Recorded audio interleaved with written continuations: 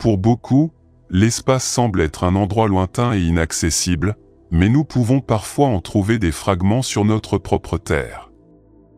Dans cette vidéo, je vous propose de découvrir les objets les plus énigmatiques. Numéro 1. Dans le cadre mystérieux de Pumapunku, un complexe mégalithique situé dans les hauteurs imposantes de la Bolivie, se tisse une histoire fascinante qui remet en question nos perceptions de l'Antiquité et des capacités techniques des civilisations anciennes. Pendant des siècles, on a cru que cette enclave rituelle avait été érigée par le peuple Aymara vers l'an 600 après JC.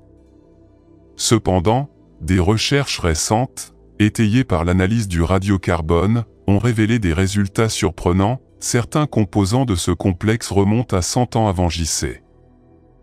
Si ces preuves s'avèrent exactes, elles pourraient profondément modifier notre compréhension du développement humain dans la région, faisant de cette découverte une étape archéologique sans précédent. En explorant les ruines de Pumapunku, les scientifiques ont réussi à reconstituer l'aspect ancien de ce lieu énigmatique. Des images émergent devant nous d'un ensemble de structures disposées sur une colline, entourées d'une maçonnerie impressionnante. Mais le plus déconcertant est le processus de construction lui-même, le transport d'énormes blocs de pierre, certains pesant plusieurs centaines de tonnes, depuis des distances considérables, sans l'aide de machines modernes.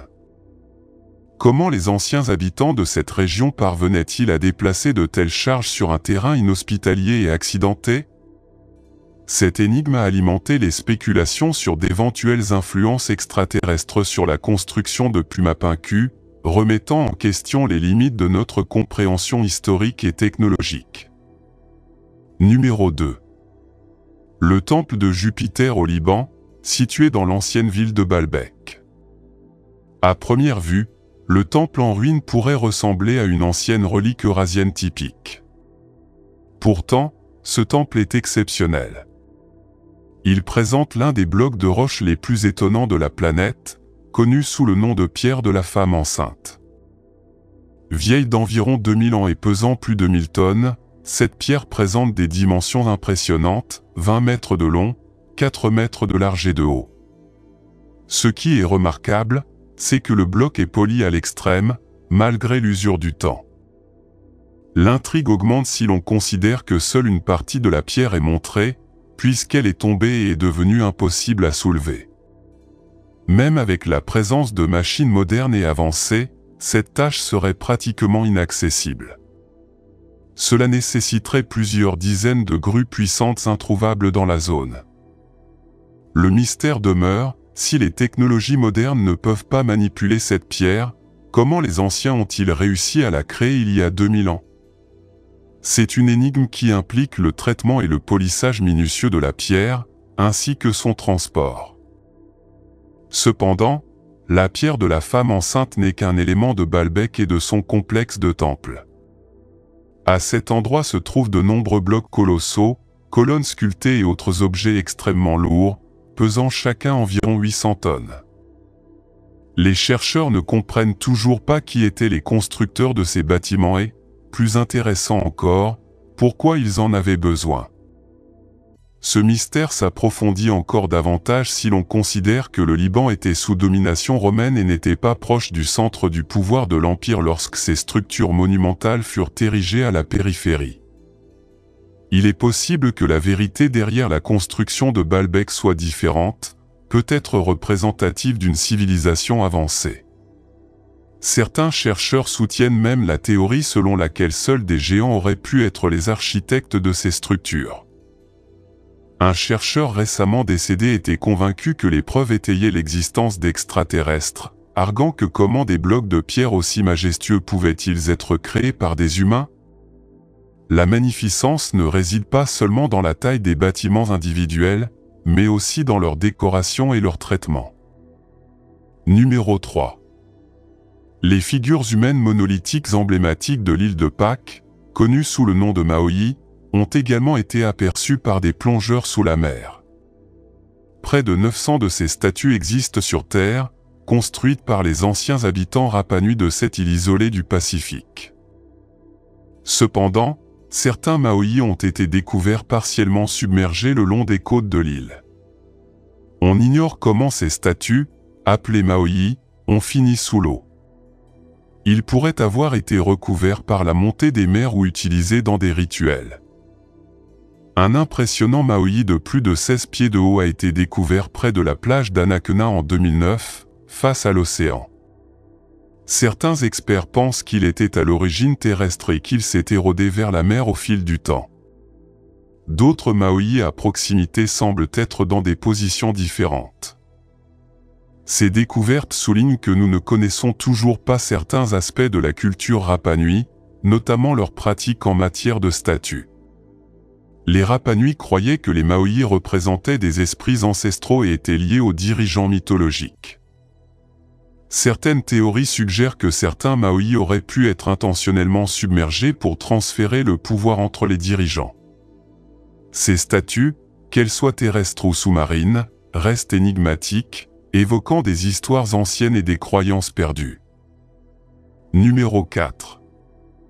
En 1912, l'intrépide bibliophile américain Wilfrid Voynich acquiert des mains de moines italiens un trésor littéraire unique, un manuscrit mystérieux qui depuis lors déconcerte les savants et les curieux. Cet ancien parchemin, composé de 248 pages aux dimensions particulières, 22,5 sur 6 cm, est un recueil de connaissances qui défie toute catégorisation conventionnelle. Divisé en diverses sections allant de la botanique et de l'astronomie à la biologie et aux recettes, le manuscrit présente une énigme après l'autre. Le plus déconcertant, ce sont les illustrations qui accompagnent chaque entrée. Ceux-ci représentent des objets et des phénomènes qui défient l'entendement humain, avec des plantes médicinales et des corps célestes sans équivalent dans la réalité connue. Les spéculations sur la paternité et le but du manuscrit ont été aussi abondantes que sur les pages qui le composent. Bien que les chercheurs aient déterminé que le manuscrit remonte au XIVe siècle, l'origine de son contenu reste une énigme non résolue. Au fil des années, d'innombrables tentatives ont été faites pour déchiffrer le texte incompréhensible qui remplit ces pages, mais toutes ont échoué. Ce manque de progrès frustrant a alimenté des théories farfelues, notamment la suggestion selon laquelle le manuscrit pourrait être une chronique de la vie sur un monde extraterrestre. Cependant, toutes ces conjectures manquent de preuves solides. Pour ces raisons, le manuscrit de Voynich a acquis une réputation légendaire comme l'une des énigmes les plus insaisissables et captivantes du monde des livres anciens. Son contenu défie les limites de la connaissance humaine, invitant les générations futures à continuer de chercher des réponses dans ces pages complexes. Numéro 5. En Égypte, il y a plus de 5000 ans, les gens créaient déjà d'impressionnants bijoux avec des météorites. Ils furent des pionniers dans le monde de la joaillerie utilisant ces roches spatiales rares pour fabriquer des objets de décoration. Récemment, des scientifiques ont fait une découverte étonnante, ils ont trouvé une perle fabriquée à partir d'une météorite de fer datant d'environ 3500 à 3600 avant JC. On croyait qu'ils avaient des pouvoirs magiques, notamment des propriétés curatives. Les gens pensaient que porter des bijoux fabriqués à partir de météorites de fer contenant du nickel pouvait équilibrer et renforcer le corps et même purifier le sang. Ces perles spéciales ont été trouvées en 1911 dans le cimetière de Gizeh, non loin du Caire. Ce qui est intéressant, c'est qu'ils ont été créés des milliers d'années avant que l'Égypte n'entre dans l'âge du fer, ce qui est en fait l'un des exemples les plus anciens d'utilisation du fer en Égypte. Ce qui les rend encore plus spéciaux est leur composition, les chercheurs ont découvert qu'ils contenaient beaucoup de nickel, signe qu'ils provenaient de météorites, et un motif cristallin spécial appelé Widmanstaten. Ces motifs ne se forment que dans les météorites provenant des astéroïdes des premiers jours du système solaire. Bien que certaines personnes aient d'abord eu des doutes et pensaient que la teneur élevée en nickel provenait peut-être de la fusion, des recherches ultérieures ont montré que ce n'était pas le cas. Ces perles ont été formées sans chaleur, ce qui signifie qu'elles ont été travaillées à froid. Numéro 6. une équipe d'archéologues dirigée par un homme soi-disant nommé Chipu a exploré la région sauvage des montagnes Bayankara, à la frontière entre la Chine et le Tibet. C'est alors qu'ils tombèrent sur d'étranges disques de pierre, chacun d'environ 12 pouces de diamètre, avec une rainure en spirale s'étendant du centre vers le bord, inscrite de petits hiéroglyphes. Ces étranges découvertes sont devenues connues sous le nom de pierres Dropa. Ils furent immédiatement étudiés, mais les premières tentatives pour déchiffrer ces symboles ne révélèrent pas grand-chose et la découverte ne fit pas grand bruit en dehors de quelques rapports obscurs. Ce n'est que plusieurs décennies plus tard, qu'un scientifique russe nommé Dr Tsomnui aurait déchiffré le code. Selon lui, les hiéroglyphes racontent l'étonnante histoire d'un vaisseau spatial venu d'une planète lointaine qui s'est écrasé dans les montagnes de Bayankara il y a 12 000 ans. Les occupants, connus sous le nom de Dropa, se sont retrouvés bloqués sur Terre et, malgré leurs intentions pacifiques, ont été incompris et rejetés par les tribus locales. Le docteur Tsumi a également déclaré que les pierres Dropa sont des disques compacts de connaissances anciennes, de connaissances extraterrestres. Vous vous demandez sans doute pourquoi ces pierres énigmatiques et intrigantes ne sont pas plus connues. Eh bien, les archéologues doutent de son existence et de son authenticité. Jusqu'à présent, aucune de ces pierres n'est disponible pour étude dans un musée ou un centre de recherche connu. Numéro 7. Les tuyaux Bégon, également connus sous le nom de tuyaux en fer Bégon ou tuyaux de Linga, sont des éléments mystérieux découverts dans la province isolée du Qinghai, en Chine. Ces structures ressemblent à des canalisations et seraient d'anciennes canalisations disposées sur et à proximité de la montagne Blanche, également connue sous le nom de Mont Bang, située à environ 25 km au sud-ouest de la ville de Dolinga. La taille des tuyaux en fer varie de petite et à peine perceptible à certaines jusqu'à 40 cm de diamètre. Mais qu'y a-t-il de si étrange chez eux?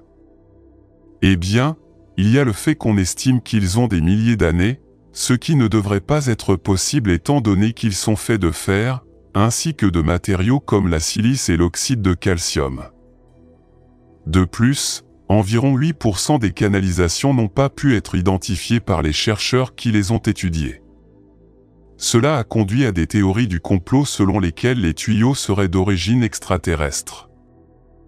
Aujourd'hui, le consensus général sur ces tuyaux est que plutôt que d'être des tuyaux, ce sont en réalité les racines fossilisées d'arbres centenaires dans les montagnes. Pour beaucoup, cette théorie a plus de sens, mais beaucoup continuent de croire à la théorie paranormale et extraterrestre entourant les tuyaux. Numéro 8. Le poignard spatial du roi Toutankhamon. Dans les années 1920, la tombe de Toutankhamon a été découverte, déclenchant une égyptomanie où tout le monde était concentré sur la découverte de la tombe inédite du jeune pharaon. Un artefact a été négligé, un poignard enterré aux côtés de milliers d'autres trésors.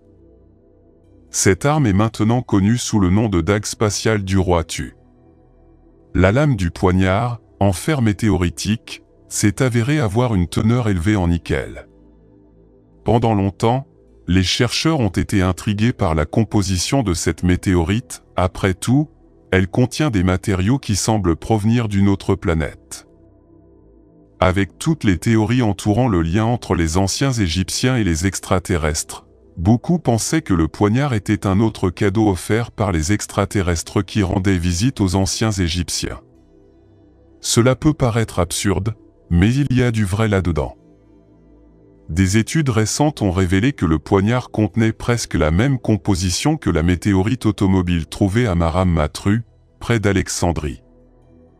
Cependant, plutôt que d'être un cadeau d'extraterrestres, la fabrication du poignard suggère qu'il n'a probablement pas été produit en Égypte, mais qu'il s'agissait probablement d'un cadeau prestigieux de l'empire du Mitanni au grand-père de Toutankhamon. Le matériau du poignard et les techniques utilisées pour le créer suggèrent un niveau de savoir-faire sophistiqué.